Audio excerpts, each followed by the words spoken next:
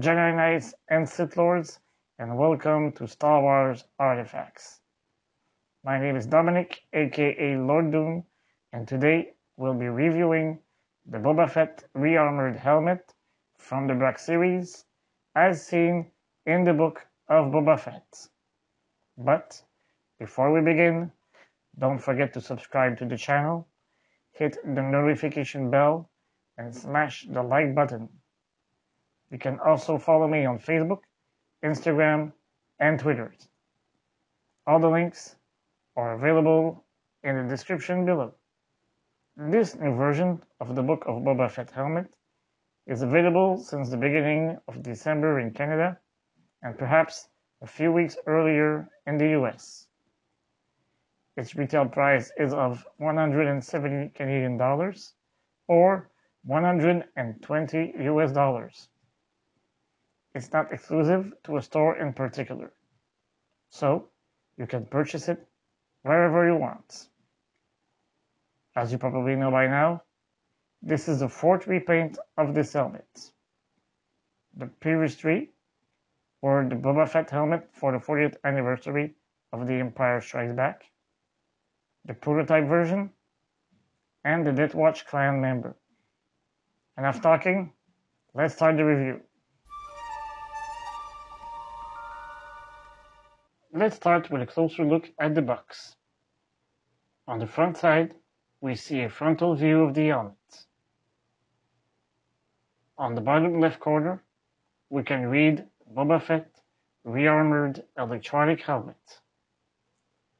On the bottom right corner, it is shown the helmet requires a single AAA battery. On the angular side, we can see two images of Boba, one looking at us and one looking on the side. On the right side, there is a picture of the helmet, but there is no additional information. On the left side, there is another picture of the helmet with the HUD flipped down. We can also see the three schematics. The Orbesh, next to the first one, signifies interior view, and the text next to the third one means LED. On the back side, it is indicated again that there are two LEDs and that there is a flip-down illuminated HUD. At the bottom, there is another schematic with the mention realistically detailed, entertainment-inspired reproduction of Boba Fett's iconic helmet. If we take a closer look at the helmet, we can immediately see that it is slightly paler than the version we saw in this series.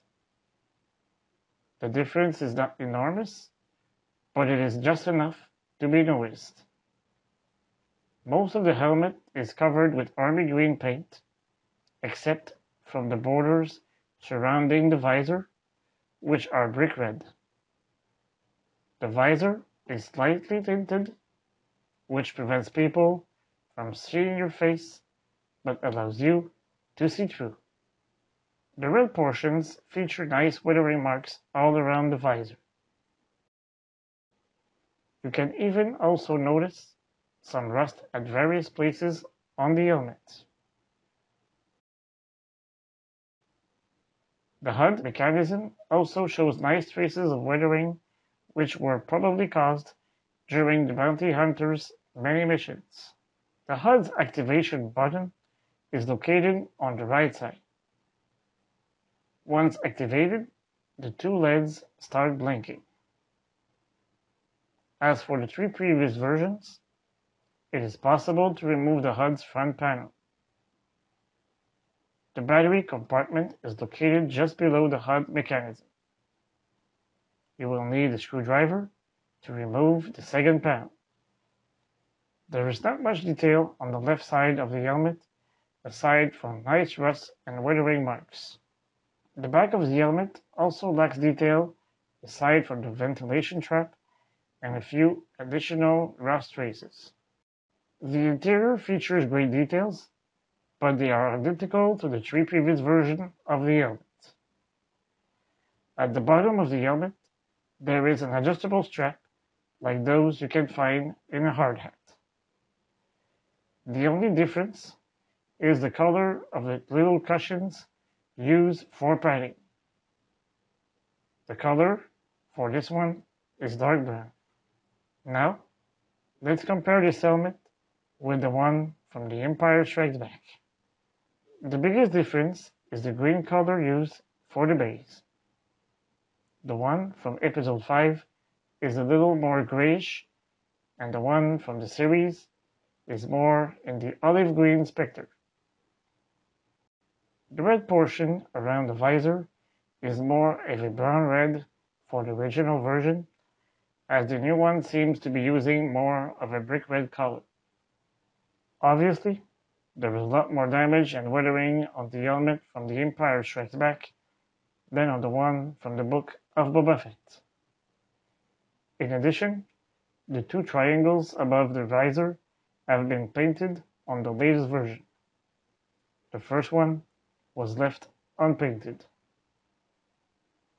In the HUD mechanism section, you can see a lot of differences. First of all, the brown paint has been replaced by a sand-colored paint.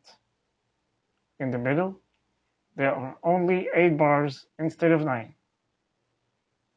The paint color has switched from gray to beige. The white line on the top portion of the mechanism is now longer. Finally, the little symbol located in front is tinier than the original one. On the other side, the little symbol that resembles the number 69 is clearer than the one on the old version. However, the biggest difference on that side of the helmet are the kill stripes. The 15 yellow bars were replaced by 18 orange bars and 1 additional black one. We can only guess that Boba had a few scores to settle after coming out of the Sarlacc pit. Aside from the paint, there is no significant differences on the back of the helmet. Since the 40th anniversary edition is getting harder to find at a decent price, the Re-armoured Boba Fett helmet might be an interesting option for those who could not get their hands on the first version. That said, my heart will always lean toward the original version for nostalgic reasons. But if you are a completionist like me, you'll be thrilled to have both versions. Give me your opinion on this helmet. Will you get one for yourself? Give me your answer in the comment section below. I'll see you next week for another review, and until then, may the Force be with you, always. Remember, the Force will be with you, always.